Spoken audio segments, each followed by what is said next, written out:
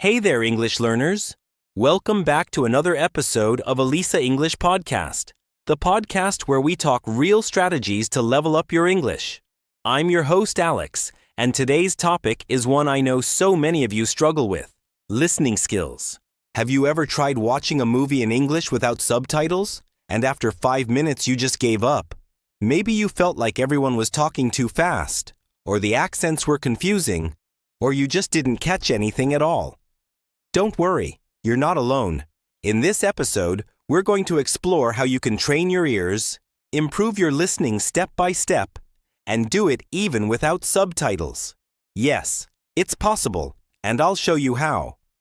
So grab your headphones, maybe a notebook, and let's dive in. All right, let's break this down into 5 powerful tips that will help you improve your listening skills naturally and effectively. All right, let's move on and kick things off with Tip 1. Listen to comprehensible input. Now, what does that mean exactly? Comprehensible input refers to language that's just slightly above your current level. In other words, not so simple that you're bored, but not so difficult that you feel lost. You should be able to understand about 70 to 80% of what you hear, without needing subtitles all the time. That way, your brain is working, but not overwhelmed. So, why is this so powerful? Because your brain is amazing at filling in the gaps. Let's say you hear, "He was moiter dies because he missed the train." You don't know the missing word, but from the context, your brain might guess angry or frustrated. That guessing game? That's what builds real-world listening skills. Let's make it practical. If you're an intermediate learner, try listening to YouTube channels made for English learners, graded audiobooks or podcasts like BBC Learning English, The English We Speak, or ESL Pod, or even this podcast you're listening to right now. The goal isn't to understand every word. The goal is to stay engaged, enjoy the content, and slowly absorb grammar, pronunciation, and vocabulary, almost without realizing it.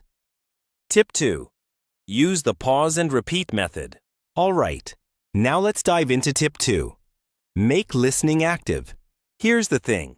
It's really easy to fall into the habit of passive watching. You sit down, hit play on your favorite English TV show, turn on subtitles, and just watch. And sure, you're hearing English, but your brain? Not working very hard. Let's try something better. Let's say you're watching a TV show. Instead of watching the whole episode with subtitles from start to finish, do this. Pause after one sentence. Repeat what they say out loud. Try to mimic the rhythm and intonation, just like you're an actor in a scene. This is what we call active listening. And trust me, it's 10 times more powerful than just sitting back and watching. Pro tip: use a technique called shadowing. You hear a sentence and then immediately repeat it. Not after thinking. Right away. Like a shadow following a person. This method trains both your ears and your mouth, your listening and your speaking muscles. Here's an example. TV character says, "I don't think that's a good idea." You pause. Say it out loud. "I don't think that's a good idea." Match their tone, their stress, their pause. It's like singing along to a song, but with spoken English. Tip 3. Expose yourself to different accents. All right, let's be real for a second. You might be totally comfortable listening to American English. Maybe you watch shows like Friends or Stranger Things, and that's awesome. But here's the problem. If you only listen to American English, then the moment a British or Australian speaker shows up, you might feel like they're speaking a whole different language. And I've been there. You think, wait, did they just say lorry instead of truck? What does cheers mean in this context? That's why it's so important to mix it up. Don't get stuck in one accent bubble. Try watching clips from British shows like The Crown, Peaky Blinders, or Downton Abbey. Explore Australian YouTubers like Emma from Mum English, or even listen to a podcast by Irish comedians. It'll stretch your ears in new directions. The goal?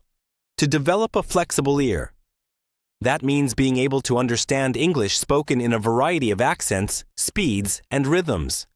And that's exactly what native speakers do, without even thinking about it. They grow up hearing different voices, different regions, different slang, and that makes them adaptable. So how can you build this skill? Start by actively switching between accents throughout your week. Maybe Monday is for an Australian podcast. Wednesday, you tune into something from the UK. Even short exposure, 5 to 10 minutes a day, helps your brain adjust and start picking up patterns. Tip 4. Listen again, and again, and again. Okay, here's a little-known secret that can totally change the way you listen to English. Repetition builds recognition. A lot of learners make the mistake of listening to something once, thinking, okay, I didn't understand everything, so I'll try something else. But let me tell you this. When it comes to improving your listening, repetition is your best friend. Think of it like this. The first time you listen, maybe you catch 40%. That's totally fine. The second time, you already know the topic, so now your brain picks up 60%. By the third or fourth time, something magical happens. Phrases start to stick. You recognize patterns. You hear connected speech. You even start predicting what comes next. And that's how real improvement happens, not by rushing, but by repeating with purpose. This process helps your brain with something called chunking. That means recognizing phrases as blocks, not just individual words.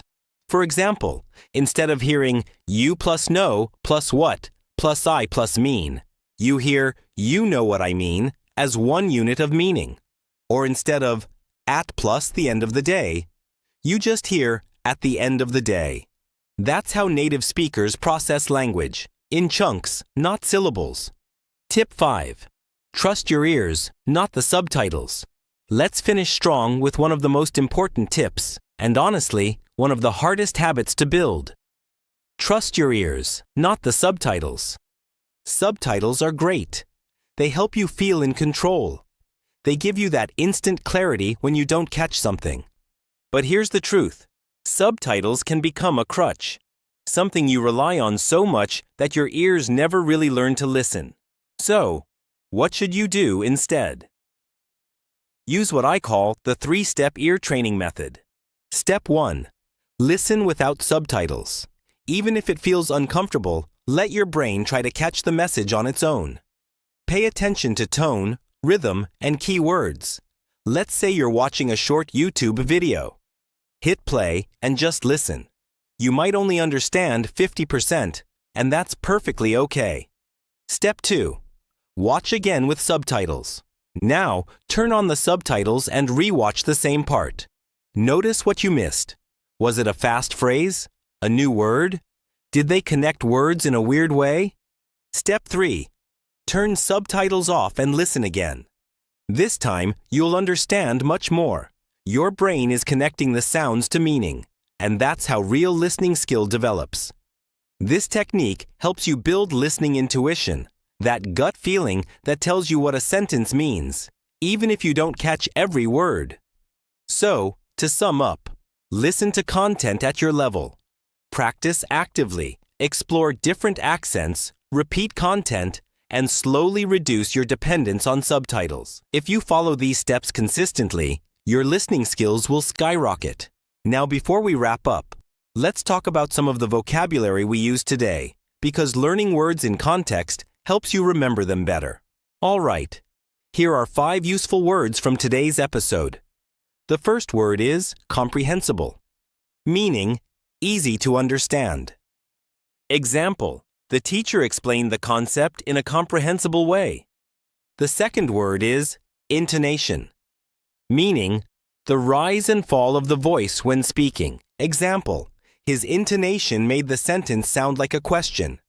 The third word is crutch, meaning something you rely on too much, like a support. Example: subtitles can become a crutch if you never try listening without them. The fourth word is to mimic, meaning to copy someone's speech or behavior. Example: try to mimic native speakers when practicing your pronunciation.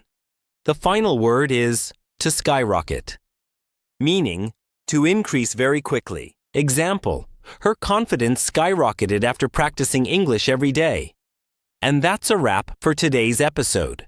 I hope you found these tips helpful. And remember, don't worry about perfection. The key is progress. If you enjoyed this episode, make sure to subscribe and leave a review. Until next time, happy